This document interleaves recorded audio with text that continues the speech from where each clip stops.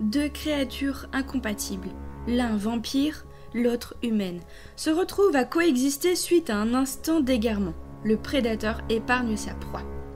Maeva embrasse alors un monde tout droit sorti des contes, pas vraiment rose, et James découvre qu'il n'est pas forcément déplaisant d'être autre chose qu'un individualiste méprisant. Les circonstances mèneront nos héros à fuir en catastrophe une dangereuse firme. Ils seront obligés, pour sauver leur vie, de faire des choix hasardeux aux répercussions macabres, mais qui leur permettront de découvrir qui ils sont vraiment. Aloha! J'espère que vous vous portez bien. Pour ma part, je suis super contente de reprendre enfin le podcast. Nous sommes donc en septembre 2020 et il est temps pour moi de reprendre les retours de lecture de livres indépendants. Aujourd'hui, on s'attaque en tout premier lieu par un livre de genre fantasy, surnaturel, magie, fantastique, avec plein de créatures magiques, plein de magie, de rebondissements, etc. qui s'intitule La Réserve et écrit par l'auteure indépendante Clayton Carp. Je le redis ici, mais je l'ai sûrement déjà dit et je le répéterai sûrement encore inlassablement, ce retour de lecture s'appuie sur mes goûts personnels, donc ce n'est qu'un avis très subjectif. Ce qui me plaît ou me déplaît peut aussi vous plaire et vous déplaire, ou inversement peut ne pas vous plaire et peut ne pas vous déplaire également. Encore une fois, c'est le retour d'une lecture très personnelle, donc ça ne veut rien dire, je vous donne juste mon retour avec les, on va dire, les plus et les moins de ce que j'ai aimé et pas aimé, en tout cas moins aimé dans cette lecture. Mais voilà, n'hésitez pas à vous laisser tenter vous aussi si jamais ces retours de lecture vous titillent un tout petit peu la curiosité. On se trouve donc dans un univers très surnaturel où une humaine et un vampire vont faire connaissance, vont apprendre à se connaître et où les mondes entre les mondes réalistes, les mondes humains où rien ne se passe de bien folichon et de bien magique, hormis, ce qui est le plus magique c'est peut-être les fêtes de Noël, et l'autre côté le monde des vampires où là on a l'impression qu'on va perdre la vie à chaque instant parce que tout peut être très dangereux finalement, mais du coup il y a aussi une grosse part de magie qui peut être très sympa et très chouette à découvrir. Ici, nos deux personnages principaux sont donc Maeva et James, Maeva étant l'humaine, James étant le vampire. Une espèce de romance va se mettre en place entre ces deux-là. Je vous en dis pas plus pour essayer de ne pas trop vous spoiler sur comment ça va se dérouler et surtout sur la finalité de cette espèce de flirt interespèce, si je puis dire.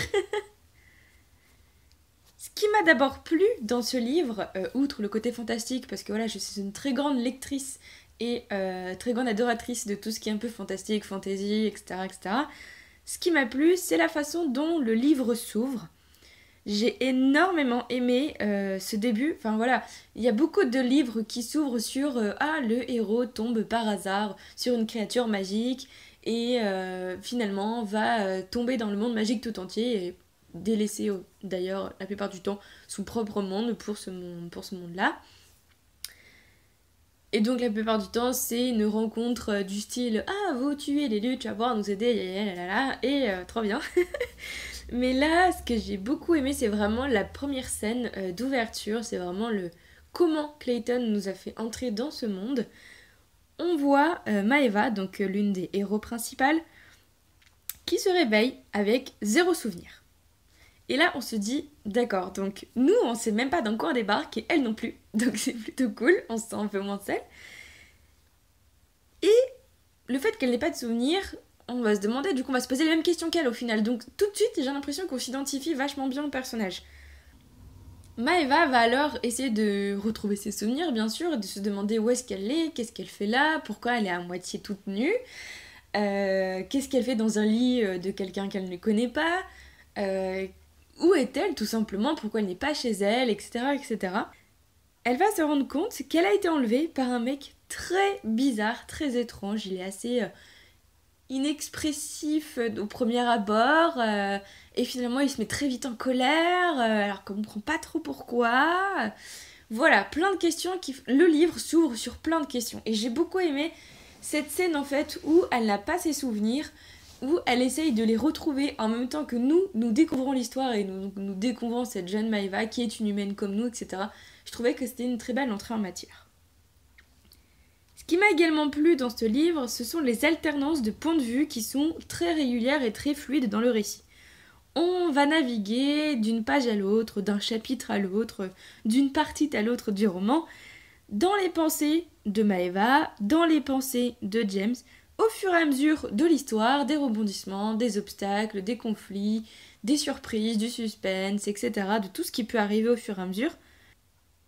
J'ai beaucoup aimé cette alternance de points de vue-là. Je trouvais que c'était très enrichissant et c'était très bien mené, donc on n'était pas perdus finalement, et puis ça nous permettait aussi de, en un sens, de découvrir l'histoire sur deux points de vue très différents. Donc d'un côté Maeva qui est une humaine avec ses valeurs, ses qualités, ses défauts, et de l'autre côté donc James le vampire avec ses valeurs, ses qualités, ses défauts aussi. Ce qui m'a aussi plu, c'est que le vampire, donc James, n'est pas un vampire auquel on a l'habitude de se confronter, on va dire, parce que dans la plupart des légendes, dans la plupart des livres de vampires qu'on connaît, déjà les vampires ont le sang froid, ils sont tous très pâles, voilà, on a l'impression qu'ils n'ont jamais pris le soleil, parce qu'ils ont l'air de vouloir fuir ça à tout prix, sinon ça va les faire exploser peut-être en un milliard de confettis, on ne sait pas. Mais là, les vampires ici, non, ressemblent à des humains en fait, tout ce qui est le plus normaux, sauf qu'ils ont le sang très chaud, ils sont assez colériques.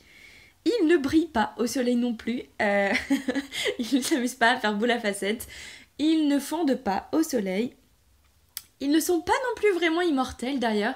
Et j'ai trouvé ce petit détail très sympa parce que ça les rend un poil plus humains. Enfin, dans le sens où je trouve que quand on est immortel, enfin en tout cas dans tous les personnages que j'ai pu rencontrer au cours des livres, séries et films vus ou lus, tout ce qui est immortel n'a pas la même relativité, n'a pas la même relation au temps qu'un humain normal.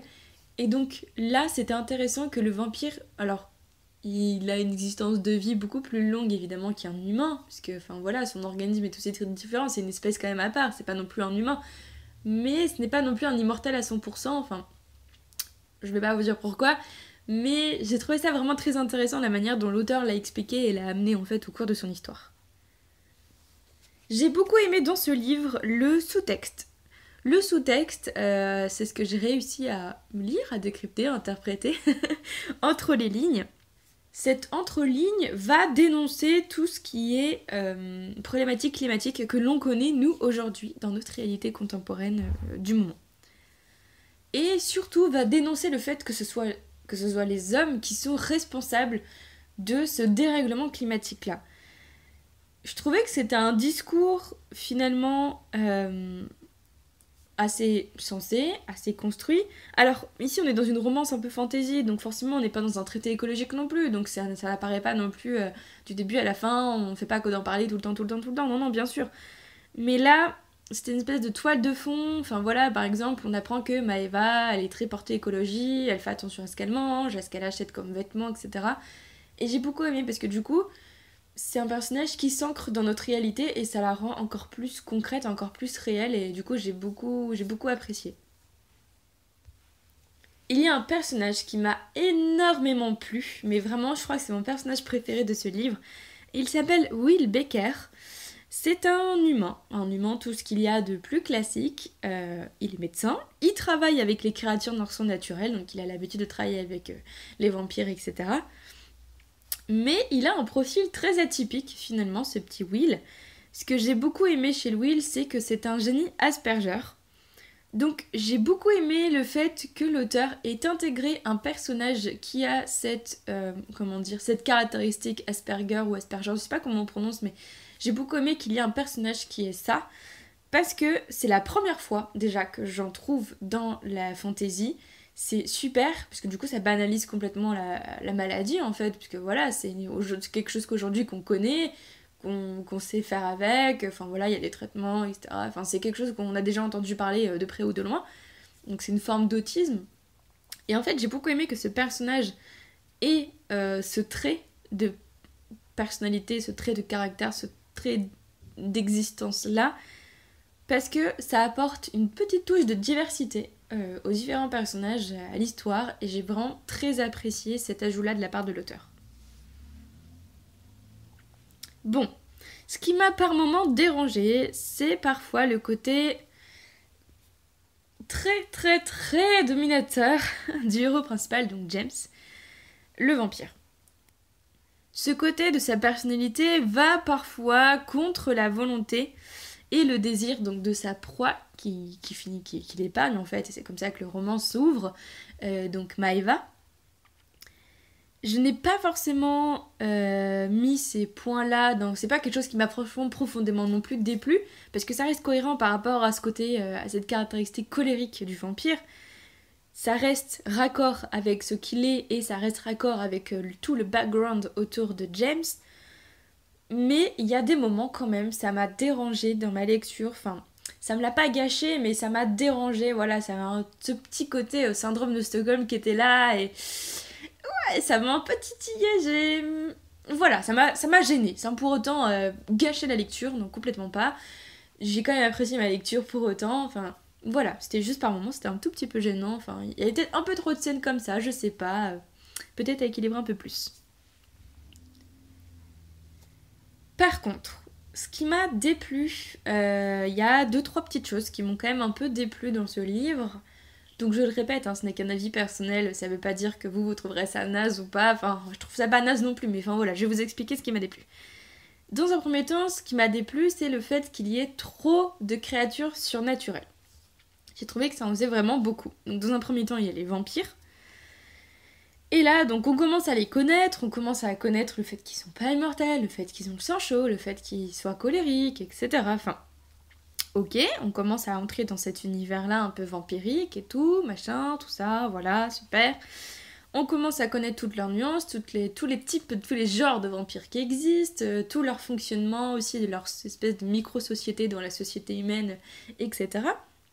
Et là, bam, on a à peine compris et saisi tout ça qu'on se retrouve avec des métamorphes et des sorcières. Alors, ça fait beaucoup, moi je trouvais que ça faisait beaucoup dans le sens où, en fait, l'univers vampirique se suffit à lui-même, dans le sens où c'est suffisamment développé et suffisamment bien construit pour qu'il n'y ait pas forcément besoin de rajouter d'autres créatures surnaturelles. Ou alors, si vraiment il aurait fallu ces créatures-là, parce que enfin voilà, peut-être qu'à certains points de l'histoire ils sont utiles quand même, ces métamorphes ou ces sorcières-là, alors il aurait fallu les intégrer dès le début, histoire que voilà, Maeva, donc nous, à travers Maeva, lecteurs et lectrices, à travers Maeva, puissions aussi appréhender tout ce qui peut exister dans le monde magique. Peut-être que ça aurait fait beaucoup, je ne sais pas non plus. Mais vraiment, moi je trouve que le peuple vampirique se suffirait vraiment à lui-même dans cette histoire. Pour moi, ça suffirait vraiment parce que dans le sens où ces créatures surnaturelles-là, parfois, autant elles peuvent éventuellement se montrer utiles, autant j'ai trouvé qu'elles ont permis des espèces de facilités narratives au récit. Et je trouvais ça dommage parce que ça aurait pu être développé autrement, mais non, bon bah tiens, on a besoin de quelqu'un qui sait se métamorphoser, donc allez hop, on utilise un petit métamorphe et hop, voilà, la situation est réglée. Non, je sais pas, j'aurais aimé autre chose en fait, mais ouais, ça m'a un petit peu gênée pour ça, mais c'est pas non plus très grave.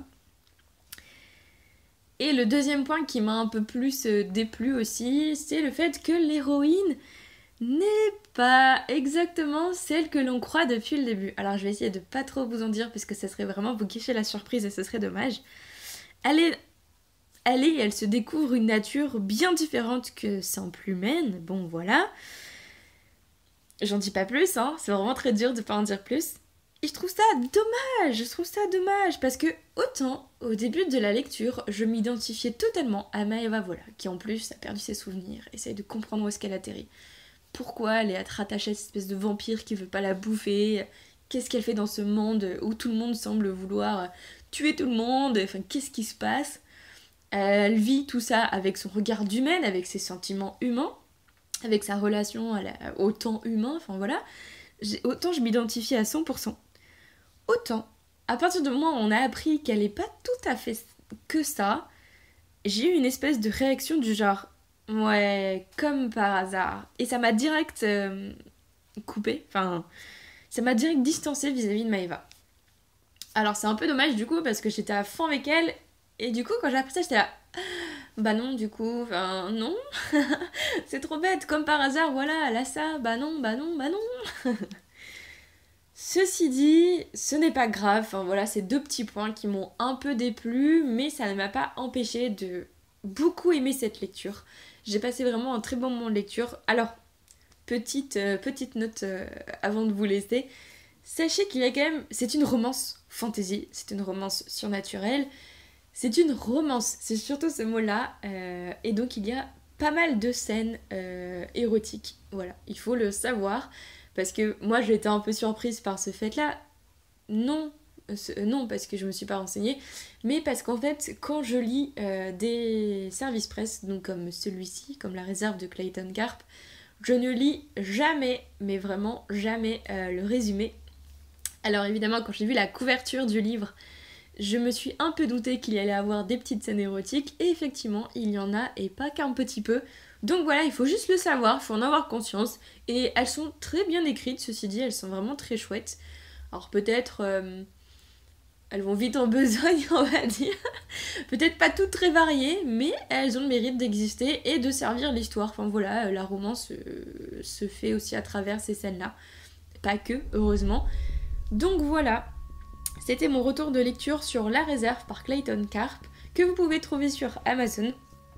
Je vous invite à aller checker les réseaux sociaux de l'auteur. Je vous mettrai moi dans la description du podcast les liens adéquats. Et je vous dis à la semaine prochaine pour un autre retour de lecture. Salut!